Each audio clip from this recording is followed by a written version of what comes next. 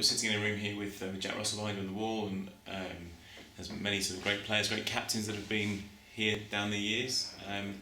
How much do you feel the weight of responsibility in terms of following in a very proud tradition here at Gloucestershire of captains? Yeah, I think it's something you don't really think about straight away. You think about the season coming up and the immediate jobs you have to kind of take on.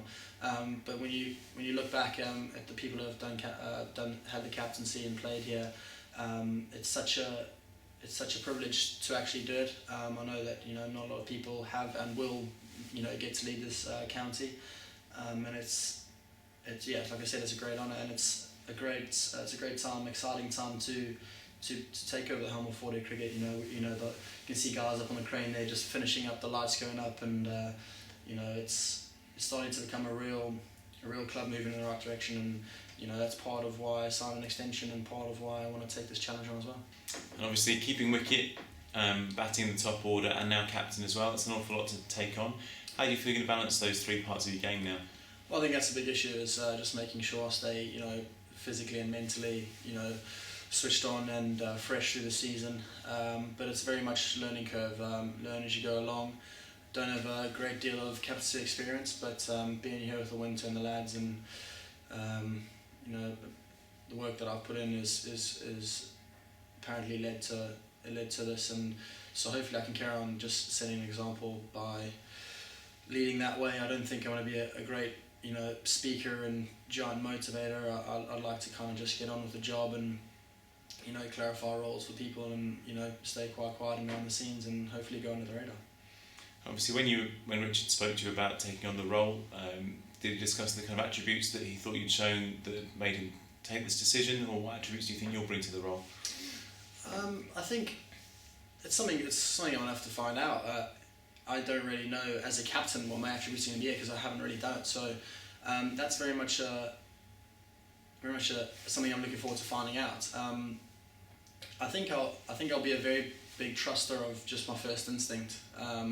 It's certainly one in the past. I'm quite lucky that being a keeper, you're always in the game anyway. So the 3 seasons I've spent here, I've always been able to chat to guys like Maxi or Alex Gibbon at first slip, and being engaged in the game, and kind of pick up things of how they think and how they approach captaining a side, and how I've had my input towards them as well. So I think from that point of view, it might help me that I'm engaged in the game all the time, and I can see what's going on. And obviously you've grown up with this group of lads. You play with them now for 3 seasons, all similar ages, all very close. How does the dynamic change with you now as captain? Do you envisage having to take on a slightly different role within the group, or is it going to be a case of more of the same, and hoping that dynamic will sort of serve you well as captain?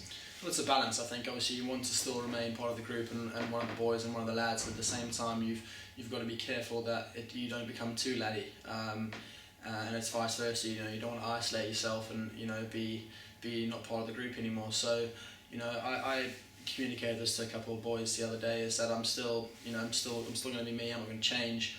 I'm still their mate, and if they've got anything they need to chat to me about, how big or small, positive or negative, I think that's the way the group's going to go. I think communication now between players, be it calling it up if you don't think someone's pulling their weight, or just patting someone on the back, praising it. I think that is not just something that I've got to take on. I think it's something that as a group we've got to take on. And I think we have seen improvements of that in the last 12 months, so hopefully that continues. Any coach, any captain will talk about wanting leaders within their team, having 11 thinking players on the field. Do you feel you got that here at Gloucestershire? Who are the guys that you think will be sort of key in supporting you in this new role? Obviously we try and emphasise as much, as to be your own captain, and to captain yourself and captain your role within the team. So the guys like Payne, Craig and Liam have now all played enough cricket together that they've formed their own formidable, kind of seam bowling kind of trio. They know what they want, they know what fields they want to bowl to, they know where they want to bowl on all different surfaces. Now they've played enough cricket, so hopefully the conversations I have with them are going to be real short, to the point. I'm going to back them and their first instincts of how they want to go about bowling, and I think it'll be the same for the batters. Gareth Roderick leading the side into Division 1 at the end of the season, is that an aim? Is that a realistic aim? How do you feel about that? Well, I think every every side in Division 2 starts the season off with that as their aim, and we certainly do as well. I think we compartmentalise a little bit and just say we want to be in the running. If we're up there and thereabouts, you know that in a string of 2 or 3 games, 2 or 3 victories can put you around the mix again. It's going to be, even tougher now, being only the one side going up. So, guys are going to be fighting, and there'll be a lot more emphasis, I think, in Division 2 on 4-day cricket this year than there perhaps has been in the past couple of seasons.